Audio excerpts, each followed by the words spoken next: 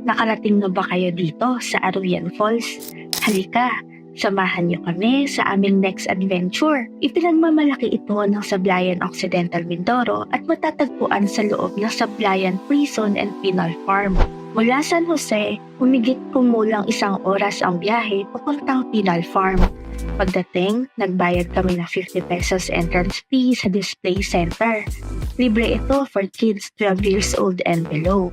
Originally, plano namin mag-rent ng traktora dahil rough and muddy ang daan. Pero hindi na pala ito available. So tip sa mga gustong pumunta dito, book a private tractor para hassle-free.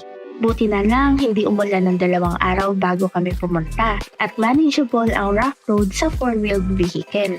Kung hindi, mga 45 minutes up to 1 hour sana ang aming paglalakad papunta sa falls. Pero dahil sa sasakyan, naging 15 minutes na lang ang walking time namin.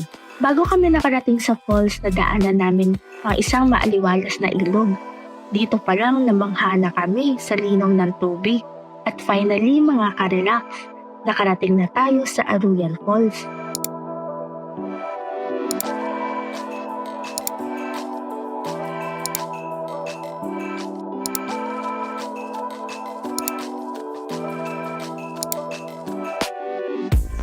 Sobrang ganda. Swerte namin na solo namin ang falls for over an hour bago dumating ang ibang bisita. Ang Aruyan Falls ay kilala sa natural terraces nito. Para hagdan-hagdan ng waterfalls na bumababa sa iba't ibang level. May mga staircases, pools at parang kortina ng tubig na iba't ibang hugis at laki. I highly recommend visiting during the rainy season kung saan mas malakas ang agos ng tubig at mas buhay ang mga terraces na falls. It is like a waterfall jungle at talagang obra ng kalikasan. May mga cottages dito, perfect for picnics with family or friends.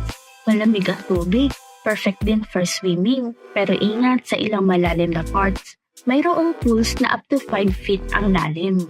Sulit ang pagod at super saya ng experience namin dito.